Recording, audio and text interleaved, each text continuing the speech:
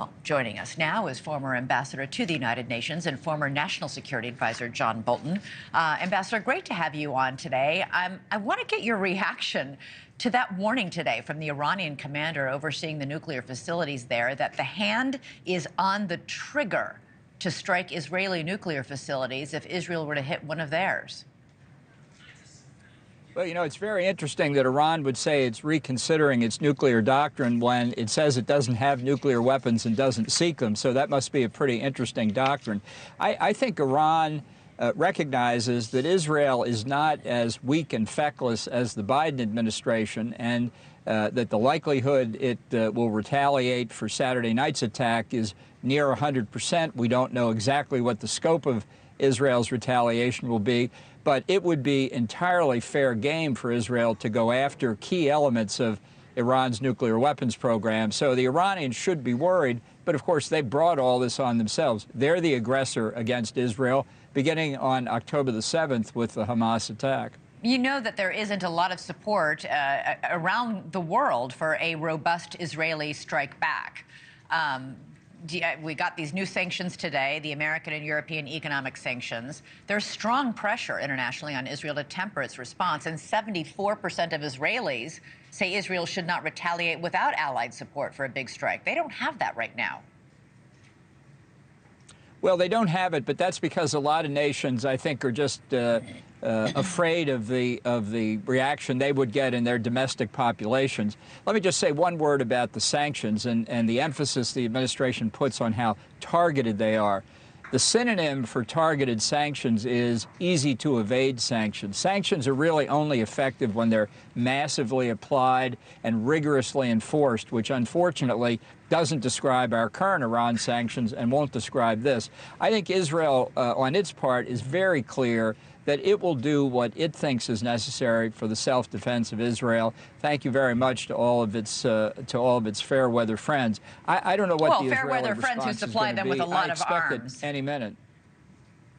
Yeah, but that's, you know, then they say, we'll define what your self-defense is. And the fact is, over 320 projectiles were aimed at Israel. Thank God for Ronald Reagan and George W. Bush for getting us out of the ABM treaty and the Strategic Defense Initiative, respectively, that have given us this ABM capability. But there's not a politician, I would suggest, in Europe or the United States, if we or they had been attacked by 320 missiles and drones, that wouldn't retaliate. There is new reporting in the New York Times today that Israeli officials are admitting that they badly miscalculated, that's a quote, what the Iranian response would be to their bombing that killed 3 high-ranking Iranian generals without consulting or even giving ample warning to the United States, which angered the Secretary of Defense Lloyd Austin because American servicemen in the area had no heads up. What do you make of that? Well, I read that story carefully, and they really only cite one Israeli official for that proposition. I think the American officials are the ones that badly miscalculated. I'm not claiming perfection here, but when I heard about the Israeli attack on Damascus, the first thing I thought of was what Iran's response would be and how big it was. And I wasn't surprised, and I'll guarantee you that hundreds, probably thousands of other people weren't surprised either. So the administration may be surprised, but it gets surprised by a lot of things. Meantime, President Biden today wrote an editorial in the Wall Street Journal urging Congress to pass aid to both Israel and Ukraine, writing aid shouldn't be held hostage any longer by a small group of extreme Republican House members. We should support Ukraine now to stop Putin from encroaching on our NATO allies and to ensure he doesn't draw U.S. troops into a further war. He said this is a pivotal moment. Is he right? Yes, and I think Speaker Johnson, after he's under enormous pressure, a lot of trials and tribulations, but he's got it set up for votes on aid to Ukraine, Israel, Taiwan, and some other things on Saturday.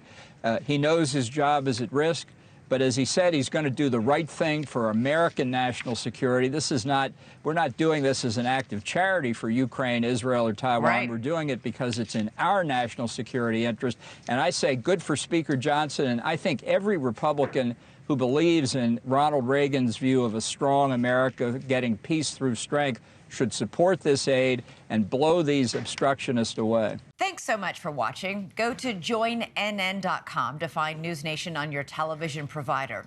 And don't forget to click the red subscribe button below to get more of NewsNation's fact-driven, unbiased coverage.